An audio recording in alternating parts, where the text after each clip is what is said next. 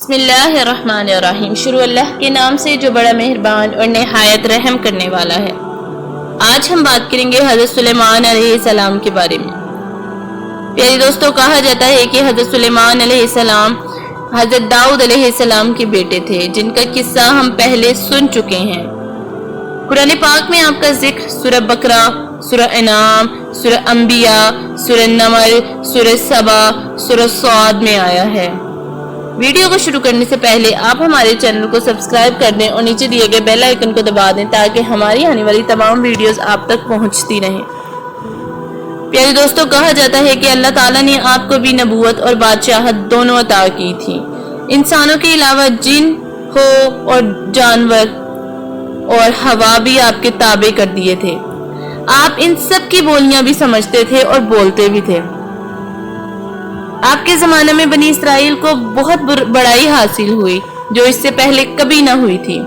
हज़रत सुलेमान अलैहिस्सलाम भी बावजूद इतनी ताकत और सल्तनत की अल्लाह की याद में मशगूल रहते थे। उनको दुनिया की बड़ी से बड़ी चीज भी अल्लाह की याद से गाफिल ना कर सकती थी। एक दफा का जिक्र है कि आप आला दर्जा के घोड़ों को देख रहे थे। उनके देखते देखते असर की नमाज को देर हो गई। आपने इनको फिर बुलाया और उनकी पिंडलियां और गर्दनें काट डाली ताकि जिनकी मोहब्बत में अल्लाह की याद से गाफिल कर दिया उनको ही खत्म कर दिया जाए।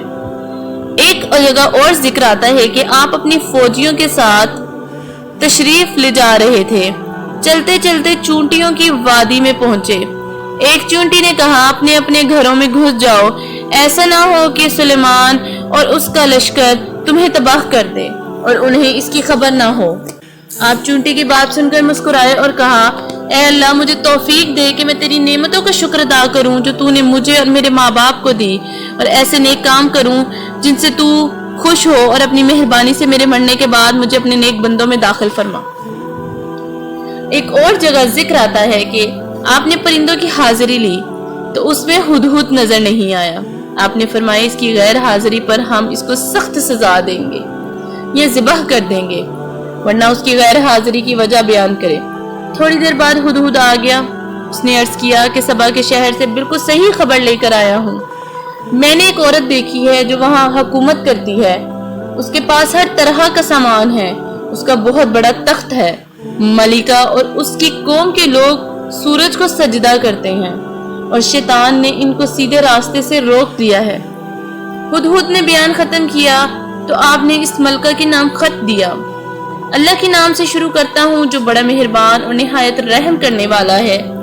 हमसे सरकशी ना करो और फर्मा बरदार रहो कि हमारे दरबार में हाजिर हो। और फरमाया कि ए इसे सबा की मलिका के पास ले जाओ, फिर देखो वहां से क्या जवाब मिलता है।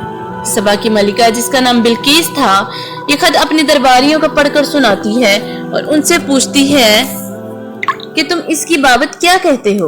सब ने एक जुबान होकर कहा, हम बड़े ताकत वाले, बड़े लड़ने वाले हैं। वैसे आपको इख्तियार है, जो हुक्म दें। मलिका ने कहा, बादशाह जब किसी शहर में दाखिल होते हैं तो उसे तबाह बर्बाद कर देते हैं, और ऐसा ही ये भी करेंगे।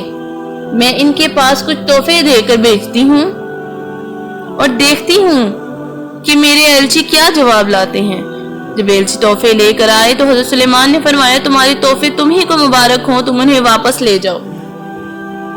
जब वो शख्स वापस आ गए, बिल्कीस से हज़रत सुलेमान अलैहिस्सलाम की बातें कहीं तो वो दरबार में हाजिर तैयारियां शुरू करने लगे। एलची के वापस जाने के बाद हज़रत सुलेमान अलैहिस्सलाम ने अपने दरबार वालों को हुक्म दिया कि मलका के तख्त को हमारे पास लाकर हाजिर करो। एक बड़ा देव बोला कि मैं इससे पहले कि आप दरबार से जाएं आपके खिदमत में पेश कर दूंगा, मगर एक शख्स और कि जिसको अल्लाह ताला ने किताब का इल्म दिया था, उसने कहा, मैं आपकी आंख झपकने से पहले तख्त ले आऊंगा।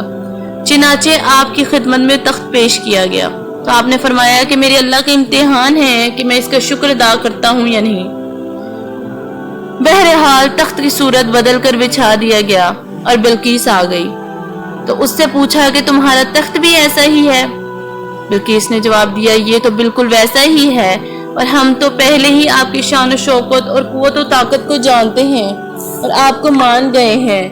जिस चीज को ये अल्लाह के सिवा पूजती थी اس نے اس کو اب تک سلیمان کے پاس آنے سے روک رکھا تھا۔ پھر بلقیس سے محل میں جانے کو کہا گیا۔ جب اس نے حضرت سلیمان علیہ السلام کا محل دیکھا جو شیشے کا بنا ہوا تھا اور معلوم ہوتا تھا کہ پانی سے بھرا ہوا ہے، بلقیس نے اس میں سے گزرنے کے لیے اپنے پانچے اوپر اٹھائے اور اپنی دونوں پنڈلیاں کھول دیں۔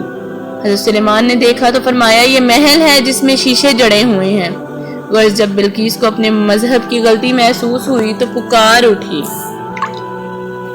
کہ اے اللہ، میں نے جو اتنی مدت تک سورج کی پوجا کی اور میری وجہ سے میری قوم بھی اس کو پوجتی رہی، تو میں نے اپنے اوپر ظلم کیا۔